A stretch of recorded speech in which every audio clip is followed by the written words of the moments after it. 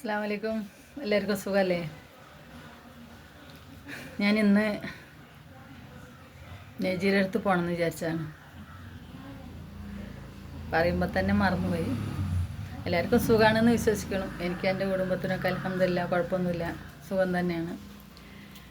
അപ്പോൾ ഇന്ന് ഞാൻ നജീരെ കാണാൻ പോകണം, കൊല്ലത്ത് പാരിപ്പള്ളി പള്ളിമുക്കിലെന്ന് വിചാരിച്ചാണ്. അപ്പോൾ ഇന്നലെ രാത്രി ഒരു ഫോൺ കോള്, ഞാൻ പോലീസ് സ്റ്റേഷനിലേക്ക് പോവുകയാണ്, അതുകൊണ്ട് ഇന്ന് വരണ്ട, ഞാൻ പിന്നീട് അങ്ങോട്ട് വന്നോളാം. അപ്പോൾ മലപ്പുറത്തേക്ക് വരാൻ വേണ്ടി ചോദിച്ചപ്പോൾ വഴികൾ പറഞ്ഞു കൊടുത്തപ്പോൾ അവളെ ഉദ്ദേശം കുറച്ച് വഴിയുള്ളൂ, അതുകൊണ്ട് എപ്പോഴാണ് നീ വീട്ടിൽ നിന്ന് ഇറങ്ങുകയെന്ന് ചോദിച്ചപ്പോൾ എൻ്റെ അടുത്ത് ഒരു വാക്ക് പറഞ്ഞു, ഞാൻ ഉച്ചയാകുമ്പോൾ ഇറങ്ങാം പിള്ളേരെയും കൊണ്ടാണ്. തിരുവനന്തപുരത്ത് നിന്ന് തമ്പാനൂരിൽ നിന്ന് കയറി കഴിഞ്ഞാൽ 8 മണിക്കൂർ ഞങ്ങളിരിക്കുന്ന സ്ഥലത്തേക്ക് അങ്ങാടിപ്പുറത്തൊക്കെ വന്ന് ട്രെയിൻ ഇറങ്ങാൻ വേണം. അതിൻ്റെ ഇടയിൽ എവിടെയെങ്കിലും ട്രെയിൻ കുറച്ച് വഴിയാൽ അതും ഇതാവും. അപ്പോൾ അങ്ങനെ പോരാൻ പറ്റുള്ളൂ, അല്ലാതെ ഷൊർണൂർ വന്നിട്ട് പകൽ വരികയാണെങ്കിൽ വരണമെന്ന് പറഞ്ഞാൽ അങ്ങനെ പറഞ്ഞപ്പോൾ എനിക്കൊരു പേടി ഇവളെ ഒറ്റയ്ക്ക് അങ്ങോട്ട് വരുത്താൻ. കാരണം എന്താ വെച്ചാൽ ഒരുപാട് ദൂരമാണ്. അപ്പോൾ ഞാൻ പറഞ്ഞു, ഇല്ല ഞാൻ അങ്ങോട്ട് വരുന്നുണ്ട്, അപ്പോൾ നിന്നെ കാണാൻ ഞാൻ അവിടെ വന്നോളാം. എനിക്കാവുമ്പോൾ എൻ്റെ കാക്ക എൻ്റെ കൂടെയുണ്ട്. അപ്പോൾ കൊല്ലത്ത് ഞങ്ങൾ പോയിട്ടുള്ളതുമാണ്, എനിക്കറിയാം, പാരിപ്പള്ളിയൊക്കെ എനിക്കറിയാം. അപ്പോൾ അങ്ങനെ പോകാമെന്ന് വിചാരിച്ചു. പക്ഷേ എന്തോ 2-3 ദിവസമായിട്ട് അവളെ ലൈവും അവളെ വിഷമം അവളെ കരച്ചിലും പറച്ചിലും എല്ലാം കൂടി കേൾക്കുമ്പോൾ ഒന്നും ചെയ്യാൻ കാണേണ്ട ഒരു അന്തരീക്ഷമല്ല എന്നെനിക്ക് തോന്നി.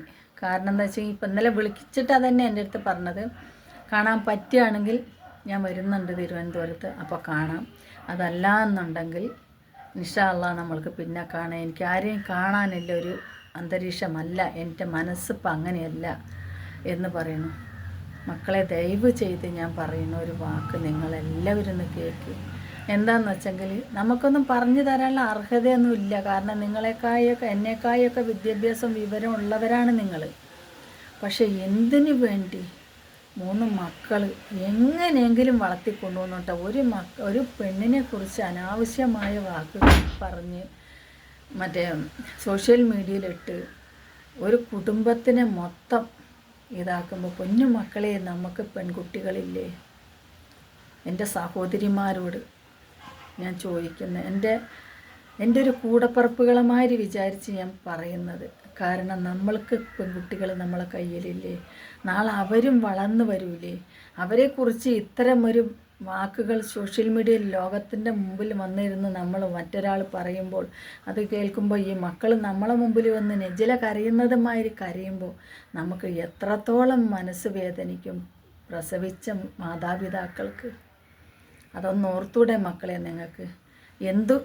എന്തോ ചെയ്തിട്ട് പോട്ടെ, അവൾ എന്ത് ചെയ്താലും നമ്മളോട് ആരും വന്ന് എന്തുകൊണ്ട് അവൾ അങ്ങനെ ചെയ്തു, നീ അത് തടഞ്ഞില്ല എന്ന് നമ്മളോട് ചോദിക്കില്ലല്ലോ. അവളെ ഉമ്മാനോടോ വാപ്പാനോടോ സഹോദരനോടോ മക്കളോടോ അവളെ ബന്ധുക്കളോടോ അങ്ങനെയല്ലേ ചോദിക്കുള്ളൂ. നമ്മളോട് ആരും വന്ന് ചോദിക്കില്ലല്ലോ. അവൾ എന്ത് ചെയ്തോട്ടെ, എന്തോ ചെയ്തിട്ട് പോട്ടെ, നമുക്കെന്ത്? നമ്മളെ സ്വന്തമല്ല, ബന്ധമല്ല, നമ്മളെ കൂട്ടത്തിൽ കുടുംബത്തിലോ നമ്മളെ അയലൊക്കത്തോ ഇരുന്നിട്ടല്ല ചെയ്യുന്നത്. ഏതോ നാട്ടിൽ കിടന്ന് എന്തോ ചെയ്തിട്ട് പോട്ടെ മക്കളെ.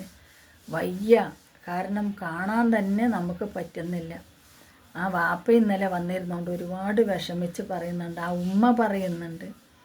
അപ്പോൾ ഒരു കുടുംബത്തിന് മൊത്തം നമ്മളിങ്ങനെ എന്തിനാണ് ഇങ്ങനെ വലിച്ചഴിക്കുന്നത്? കുഞ്ഞു മക്കളെ, നമ്മളെ കയ്യിൽ പെൺമക്കളില്ലേ? നമ്മളത് ആലോചിക്കണ്ടേ?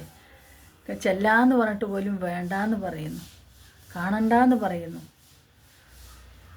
എന്തെങ്കിലും സംഭവിച്ചു പോയാൽ ആ 3 മക്കൾ അപ്പോഴല്ലേ തീർത്തും എത്തിയമായി പോകാം.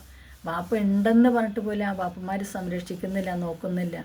അവളാണ് നോക്കുന്നത്. എങ്ങനെയോ നോക്കട്ടെ, ആ മക്കൾക്ക് ആഹാരം കൊടുക്കാനും ഡ്രസ്സ് വാങ്ങിക്കാനും സ്കൂളിൽ പഠിപ്പിക്കാനും മദ്രസയിൽ പഠിപ്പിക്കാനും ഐറ്റങ്ങളെ 3 നേരത്തിലുള്ള ആഹാരത്തിനും ഇപ്പം എല്ലാ നാട്ടുകാരുടെ സഹായത്തോടെ കുടുംബത്തിൻ്റെ സഹായത്തോടെ ഒരു വീടായി സ്വസ്ഥമായിട്ട് ജീവിക്കാമെന്ന് കരുതിയപ്പോൾ ഏതോ ഒരു രൂപത്തിൽ അവളെ വീണ്ടും വേട്ടയാടിക്കൊണ്ടിരിക്കുന്ന പൊന്നുമക്കളെ നിർത്തി. മക്കളെ, വേണ്ട, അവസാനിപ്പിക്കും, വേണ്ട. എന്താ പറയേണ്ടതെന്ന് തന്നെ എനിക്കറിയുന്നില്ല.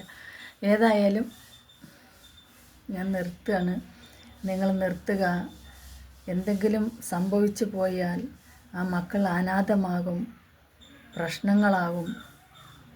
ലോകത്തുള്ള മുഴുവൻ മനുഷ്യർ കാണുന്നുണ്ട്. എത്രയോ ആളുകൾ ഈ വീഡിയോ ഏറ്റെടുത്തുകൊണ്ട് ചെയ്യുന്നുണ്ട്. നെജിലാനെ മാത്രം ടാർഗറ്റ് ചെയ്യുന്നത് എന്തുകൊണ്ട് എന്ന ചോദ്യം ഒരുപാട് പേര് ചോദിക്കുന്നുണ്ട് യൂട്യൂബിലൂടെ. സ്ത്രീകളായാലും പുരുഷന്മാരായാലും. ആദ്യമൊന്നും അത് ചോദിച്ചിരുന്നില്ല, ആ ചോദ്യങ്ങൾ വന്നിരുന്നില്ല. പക്ഷേ ഇപ്പോൾ ഒരുപാട് ഭാഗത്തുനിന്ന് ആൾക്കാർ ചോദിക്കുന്നുണ്ട്, എന്തുകൊണ്ടാണ് ഇങ്ങനെ ഒരു പെൺകുട്ടീനെ ഇട്ട് വേട്ടയാടുന്നത് എന്ന് ചോദിക്കുന്നുണ്ട്. അപ്പോൾ പൊന്നാര മക്കൾ നിർത്തിയിട്ട് നിങ്ങളുടേതായ വഴിയിലൂടെ നിങ്ങൾ പോവുക. അവളെ വഴിയിലൂടെ അവൾ പോട്ടെ, അവളെ വെറുതെ വിട്ടേക്കുക. നാളെ എന്തെങ്കിലും സംഭവിച്ചു കഴിഞ്ഞാൽ പൊന്നും മക്കളെ തീർത്തും അനാഥരാക്കി എന്നുള്ളൊരു പേര് നിങ്ങൾ വാങ്ങി വയ്ക്കല്ലേ, അങ്ങനത്തെ ഒരു ശാപം നിങ്ങൾ വാങ്ങി വയ്ക്കല്ലേ. അങ്ങനത്തെ ഒരു ശാപം ഈ പറയുന്ന മാതിരി അവൾ എന്തെങ്കിലും ചെയ്തു കഴിഞ്ഞാൽ ലോകത്തിൻ്റെ മുമ്പിൽ അവളെ അറിഞ്ഞതാണ്.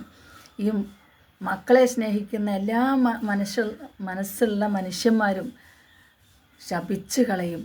ഏതെങ്കിലും ഒരു മനുഷ്യൻ്റെ ശാപവാക്ക് ഏറ്റുകഴിഞ്ഞാൽ എല്ലാവരും ഒരുപോലെ ആവണമെന്നുണ്ടാവില്ല, എല്ലാവരും നെജിലയല്ല. അതുകൊണ്ട് നിർത്തി, എല്ലാവരും വാശിയും വൈരാഗ്യമൊക്കെ നിർത്തിപ്പോയി. ഞാൻ കുറേ മുമ്പ് അങ്ങനെയൊന്ന് പറഞ്ഞതാണ്. ഏതായാലും ഞാൻ പറഞ്ഞതിൽ ആർക്കെങ്കിലും വിഷമോ ദേഷ്യം ഉണ്ടെങ്കിൽ ക്ഷമിക്കുക. എനിക്കും എൻ്റെ കുടുംബത്തിനും എൻ്റെ സബ്സ്ക്രൈബേഴ്സിനും എൻ്റെ വീഡിയോസ് കാണുന്ന എല്ലാവർക്കും, നെജിലാക്കും അവളെ കുടുംബത്തിനും, അതുമാതിരി നെജിലാനെ പറയുന്നവർക്കും അവരുടെ കുടുംബത്തിനും എല്ലാവർക്കും അള്ളാഹു നല്ല ബുദ്ധി തരട്ടെ, ഈമാനും ആഫിയത്തും ദീർഘായുസ്സും നൽകട്ടെ. മരണസമയത്ത് സഹായത്ത് കൽമ ചൊല്ലിക്കൊണ്ട് ഈമാനോടെ മരിക്കാനുള്ള ആഫിയത്ത് നമ്മൾക്ക് നൽകട്ടെ. ഇന്നല്ലെങ്കിൽ നാളെ മരണം നമ്മളെ കൂടെയുണ്ട് മക്കളെ. വാശിയും വൈരാഗ്യവും ഒന്നും വേണ്ട, വിടി. എല്ലാവർക്കും അടുത്ത വീഡിയോയിൽ കാണുന്നവരെ അസ്സലാമു അലൈക്കും.